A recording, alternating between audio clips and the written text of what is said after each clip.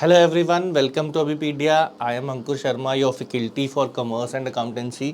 आज हम करेंगे कुछ MCQs प्रैक्टिस और हमारा टॉपिक रहेगा प्रैक्टिस में, जो टॉपिक है वो रहेगा इंट्रोडक्शन टू अकाउंटेंसी। मतलब आज हम फर्स्ट हमारा सेशन है, फर्स्ट हमारी क्लास है MCQs की, तो हम अकाउंटिंग के बिल्कुल बेसिक्स करेंगे, है ना। बेसिक कुछ क्वेश्चंस होते हैं स्टार्टिंग से, इंट्रोडक्शन की अकाउंटेंसी होती क्या है या उससे रिलेटेड कुछ टर्म्स होंगी इसमें। तो लेट्स सी आपको कितना आता है। अभी हम स्टार्ट करते हैं। स्टार्ट करने से पहले you can see these are our performers जिन्होंने लास्ट एग्ज़ाम में अच्छा परफॉर्म किया था, और आप चाहें तो आप भी हमारा कोर्स ज्वाइन कर सकते हैं, ठीक है। और 50% ऑफ चल रहा है आजकल, और ये नंबर है जिस पे आप कनेक्ट करके जो भी आपको इंक्वायरी चाहिए कोर्स के रिगार्डिंग या कुछ और भी आप पूछना चाहें तो यहाँ पे पूछ सकते हैं। अब आज का हमारा पहला क्वेश्चन जो है अकाउंटेंसी का, वो क्या है? विच of the following is correct in respect of accounting. कि अकाउंटिंग के, अब यहाँ से ये ध्यान रखना है कि करेक्ट पूछा है आपसे, करेक्ट पूछा है, इनकरेक्ट पूछा है, नॉट करेक्ट पूछा है, ये बहुत ध्यान से देखना है आपको। एमसीक्यूज में ये बहुत इंपॉर्टेंट होता है, करेक्ट कौन सी जो है वो करेक्ट है इनमें से। तो ऑप्शंस दिए हुए आपके, only those transactions and events which are of financial character will be recorded in terms of money, ये बोला है पहला ऑप्शन। फिर all events and transactions will be recorded in the books of account irrespective of the fact whether these are of financial nature, irrespective of these are of financial nature, ठीक है। transactions to be recorded may be chosen by the finance manager of the company। फिर लिखा है only events are recorded, और last में है इनमें से कोई भी करेक्ट नहीं है। तो आपको पहले और इसमें फर्क समझना है। आप करो आंसर, देखो ऑप्शन डालो, देखते हैं आपको आता है या नहीं। मैं आपको आंसर अभी बताता हूं।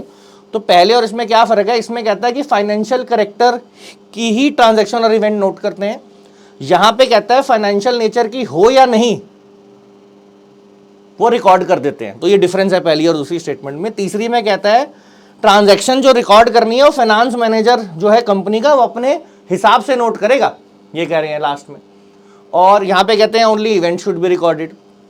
तो आपको ये समझना है अकाउंटेंसी है, अकाउंट्स है। आप किसी भी बुक, किसी भी कंपनी की फाइनेंशियल स्टेटमेंट उठा लो, कोई भी किसी भी तरह कैश लो, कुछ भी फंड, सब में क्या होंगे? नंबर्स होंगे, मनी होगा। तो जहां मनी इन्वॉल्व होती है मींस फाइनेंशियल करेक्टर, तो चाहे इवेंट हो ट्रांजैक्शन हो, वही रिकॉर्ड होगी जो क्या होगा, जो फाइनेंशियल नेचर का होगा। तो इसका आंसर क्या होगा? ए इसका आंसर रहेगा, ठीक है। Accounting is art of recording classifying, है ना, ऑफ फाइनेंशियल नेचर। इसकी डेफिनेशन में ये मेंशन्ड है। तो फाइनेंशियल, और वैसे भी अंडरस्टैंडिंग अकाउंटेंसी कर रहे हैं तो नॉन फाइनेंशियल ट्रांजैक्शंस मींस कि हम इसका क्या करेंगे कि मेरे पास इतने बेंचेस हैं, बेंचेस नहीं, उनका अमाउंट लिखना है, ना क्वांटिटी, है ना, ना क्वालिटी। क्या लिखेंगे हम? क्या लिखेंगे? जो फाइनेंशियल नेचर की हैं, जिनमें पैसा इन्वॉल्व है, मनी इन्वॉल्व है, उन्हीं को हम लिखेंगे। तो हम नेक्स्ट क्वेश्चन पे चलते हैं। नेक्स्ट क्वेश्चन आपका है विच स्टेटमेंट इज रॉन्ग, गलत कौन सी है? तो फिर ध्यान से पढ़ना है। ट्रांजैक्शन और event of financial character are subject matter of accounting. Transactions are recorded in qualitative terms only. Accounting is the language of business. Accounting is the art of recording, classifying and summarising. या वो कहता है इनमें से कोई भी wrong नहीं है।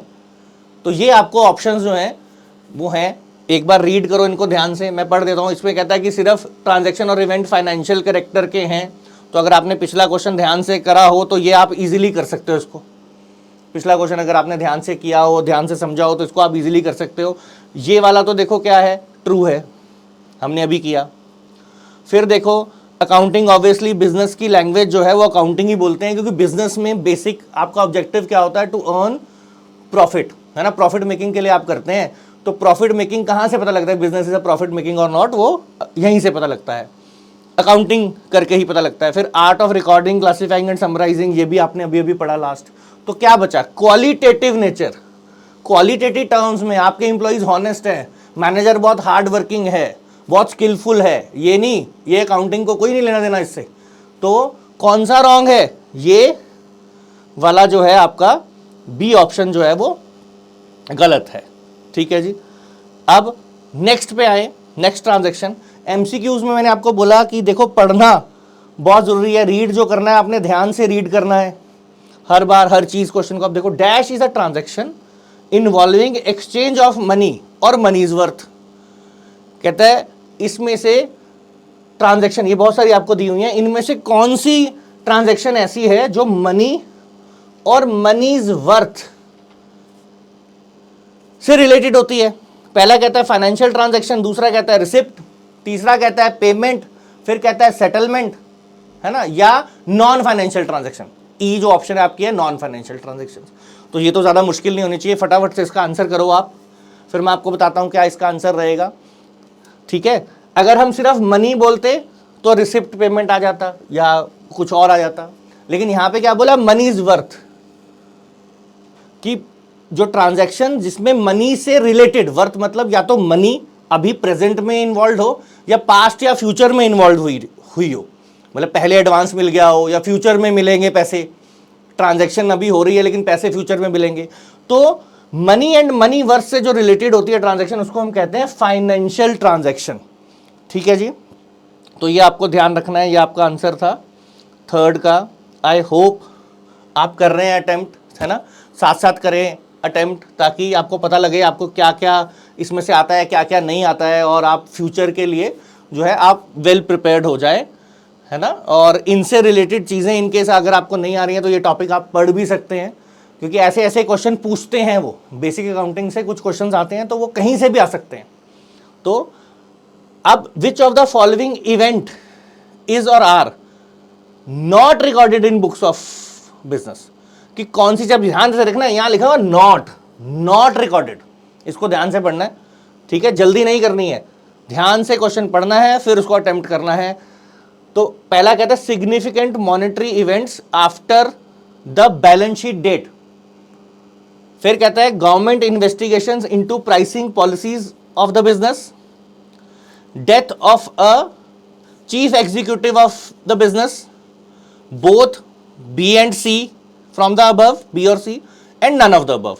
इनमें से वो कहता है कोई भी रिकॉर्ड मत करो, या कहता है ये दोनों रिकॉर्ड कर दो, या कोई अगर और कोई ऑप्शन में कहता है हो सकता है ये अकेली ठीक हो, ये अकेली ठीक हो, तो बताओ कौन सी हो सकती है इसमें। ठीक है, अब आपको ये समझना है, हमने अभी किया फाइनेंशियल नेचर की ट्रांजैक्शंस जो हैं वो रिकॉर्ड होती हैं, क्वालिटेटिव या जिसमें पैसा इन्वॉल्व नहीं है वो रिकॉर्ड नहीं होती। अब गवर्नमेंट इन्वेस्टिगेट कर रही है प्राइसिंग पॉलिसीज में बिजनेस की, तो उसका अकाउंटिंग से कोई लेना देना नहीं है। और डेथ हो गई चीफ एग्जीक्यूटिव की बिजनेस के, तो इसका भी अकाउंटिंग से कोई लेना देना नहीं है, तो आपका आंसर रहेगा डी। ठीक है जी, अब हम चलते हैं अपने नेक्स्ट क्वेश्चन पे। नेक्स्ट क्वेश्चन कहता है financial position of a business is determined on the basis of, इनमें से किसके बेसिस पे हम फाइनेंशियल पोजीशन बिजनेस की जो है वो फाइंड करते हैं। पहला कहता है अकाउंटिंग रिपोर्ट्स, दूसरा कहता है records maintained under the book keeping process, trial balance, journal entries, या इन सभी के बेसिस पे, ऑल द अबव। तो सोचो जरा, देखो आपको आता है या नहीं आता है। अगर अभी नहीं आता है तो मैं आंसर बताऊंगा तो फ्यूचर के लिए आपको ऐड हो जाएगा आपकी किटी में ये। ठीक है, तो ध्यान से पढ़ेंगे और बताएंगे फाइनेंशियल पोजीशन बिजनेस की कहाँ से पता लगेगी इन सभी में से। तो आपको ये समझना है जो अकाउंटिंग रिपोर्ट्स होती हैं, जिसको फाइनेंशियल स्टेटमेंट्स भी बोलते हैं, जिसमें बैलेंस शीट भी होती है, तो बैलेंस शीट से एग्जैक्टली पता लगती है। तो आपका आंसर इसमें क्या होगा, अकाउंटिंग रिपोर्ट्स। उसमें आपके प्रॉफिट एंड लॉस आ जाता है, आपका ट्रेडिंग अकाउंट आ जाता है, बैलेंस शीट्स आ जाती हैं, फिर और बहुत सारी स्टेटमेंट्स होती हैं, लेकिन बेसिकली जितनी भी अकाउंटिंग रिपोर्ट्स होती हैं उनके बेसिस पे ही बिजनेस की फाइनेंशियल पोजीशन जो है वो डिटरमाइन की जाती है। तो इसका आंसर आपका है ए, अकाउंटिंग रिपोर्ट्स। अब नेक्स्ट क्वेश्चन में देखिए, a chartered accountant who renders accounting services on a fee basis. ठीक है, मतलब वो सर्विसेज रेंडर करने की फीस लेता है। ये कहने का मतलब फी बेसिस पे वो क्या करता है, अपनी सर्विसेज को रेंडर करता है। वो प्राइवेट अकाउंटेंट होता है, पब्लिक अकाउंटेंट होगा, गवर्नमेंट अकाउंटेंट होगा, या इंटरनल अकाउंटेंट होगा, ये आपको जो है वो समझना है,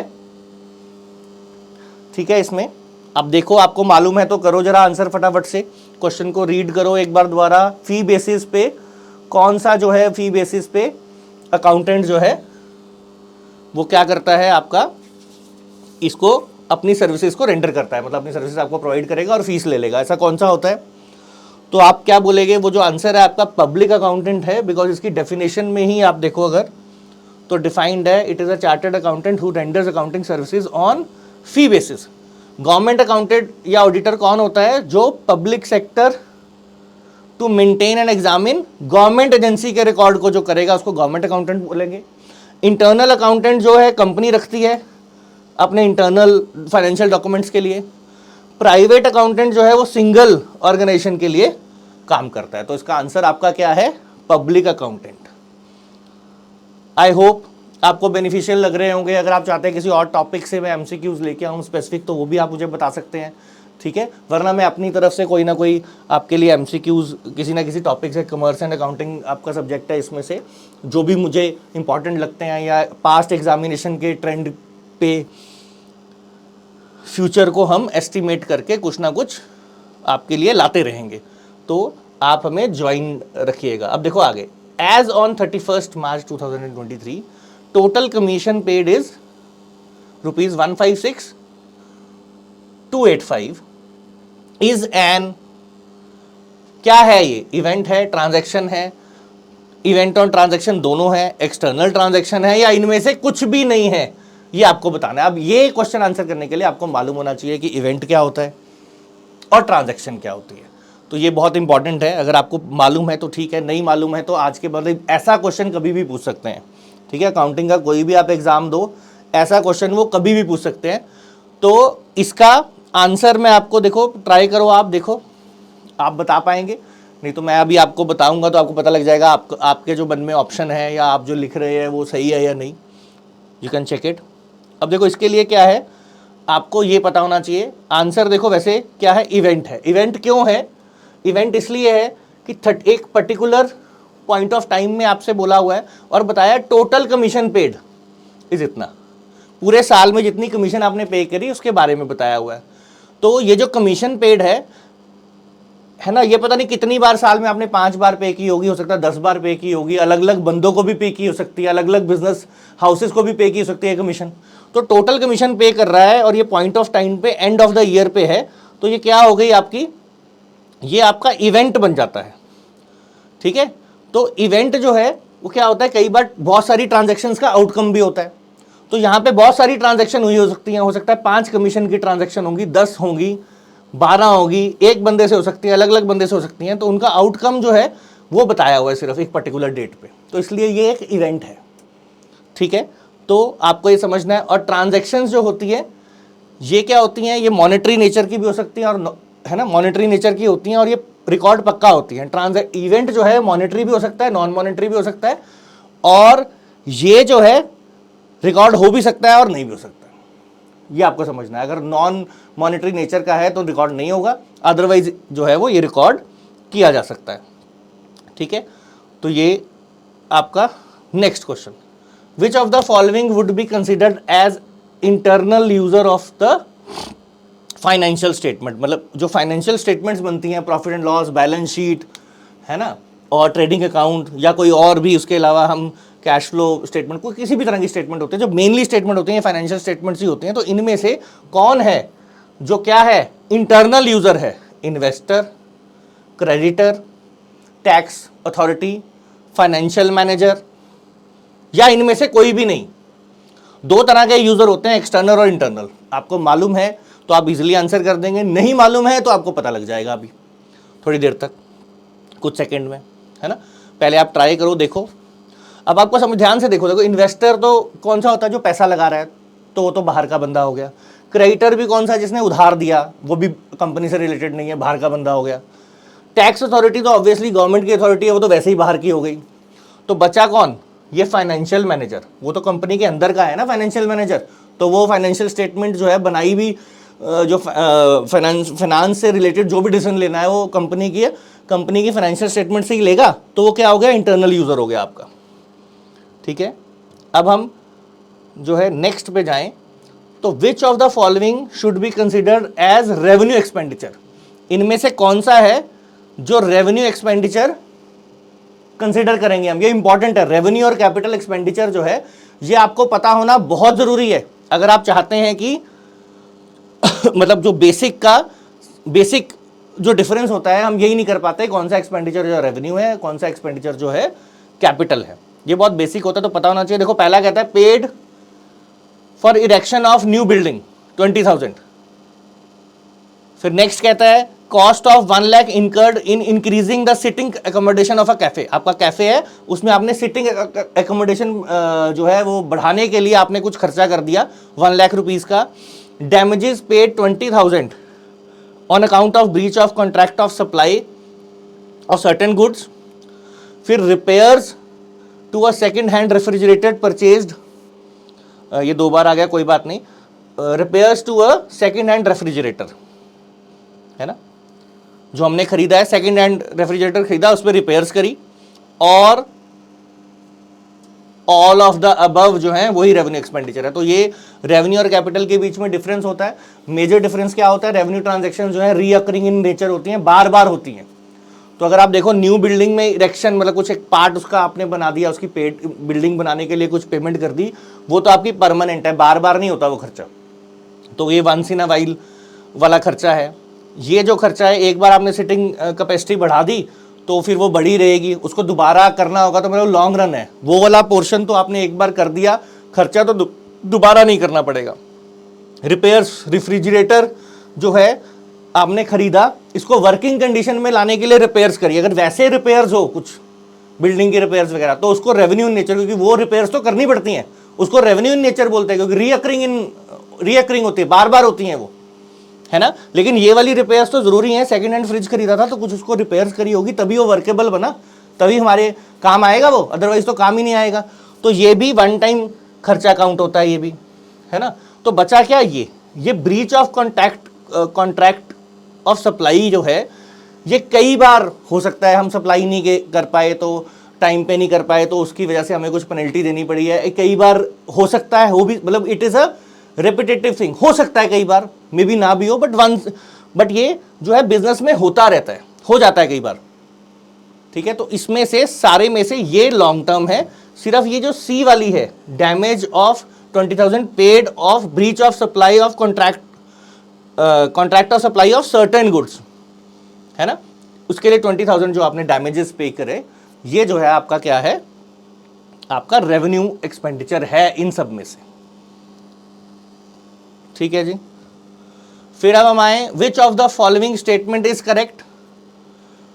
financial statements prepared by 2 different accountant will always show identical result. मतलब 2 अलग अलग अकाउंटेंट अगर बनाएं फाइनेंशियल स्टेटमेंट को एक ही कंपनी की, तो वो जो है एक जैसे रिजल्ट आएंगे, कहता है। Financial accounts of an enterprise are treated as evidence in the court of law.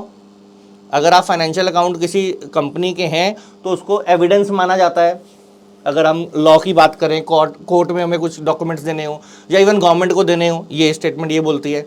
फिर कहता है only credit transactions are recorded in the book. Credit means उधार, जो उधार वाली ट्रांजैक्शंस हैं कि पैसे जो है अभी आए नहीं है, सामान दे दिया या सामान खरीद लिया पर अभी पैसे देने हैं, ऐसी ट्रांजैक्शंस ही सिर्फ रिकॉर्ड होती हैं। Financial statement need not take into consideration any statutory requirement. कहता है इनमें से ठीक कौन सी है।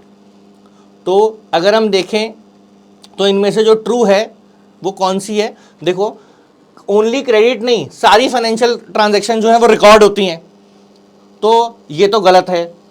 फिर financial statement need not take into consideration, कि फाइनेंशियल स्टेटमेंट आपने बनानी है और आप कोई स्टैट्यूटरी जो जरूरी रिक्वायरमेंट आप उसको कंसीडर ही नहीं करेंगे, ऐसा भी नहीं हो सकता, ये भी रॉन्ग है। फिर 2 अकाउंटेंट को अगर आप दे दो डेटा तो जो है वो फाइनेंशियल जो आपकी स्टेटमेंट्स है जरूरी नहीं है सेम आए, अलग भी आ सकती है, क्योंकि हो सकता है वो किसी और अजम्पशन पे बना दे। और अजम्पशन मीन्स कई बार आपके पास क्या होता है कि एक लीवरेज होती है कि आप एक मेथड को ले लो या दूसरे मेथड को ले लो, या ऐसा भी हो सकता है फाइनेंशियल जब स्टेटमेंट उसने बनाई तो वो किसी एस्पेक्ट को मिस कर गया, 2 पर्सन है ना, कोई ना कोई मिस्टेक तो हो सकती है। अब मिस्टेक होने के चांसेस होते हैं, तो हो सकता है आप बोलेंगे मे बी आइडेंटिकल, जरूरी नहीं है, मे वर्ड यूज हो तो फिर ठीक है, हो भी सकती है आइडेंटिकल और नहीं भी हो सकती है, बिकॉज 2 ह्यूमन बीइंग है, ह्यूमन एरर की पॉसिबिलिटी हो सकती है इसमें। तो ये भी क्या है, गलत। तो ठीक क्या है, अगर आपको एविडेंस देना हो कोर्ट में गवर्नमेंट को, तो फाइनेंशियल अकाउंट्स जो हैं वो एज ए एविडेंस हम ट्रीट करते हैं।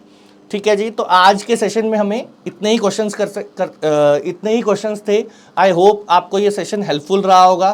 फ्यूचर में भी I would come up with such आपके सेशंस, MCQ सेशंस, तो कीप ज्वाइनिंग अस, है ना, on Abhipedia. Thank you very much.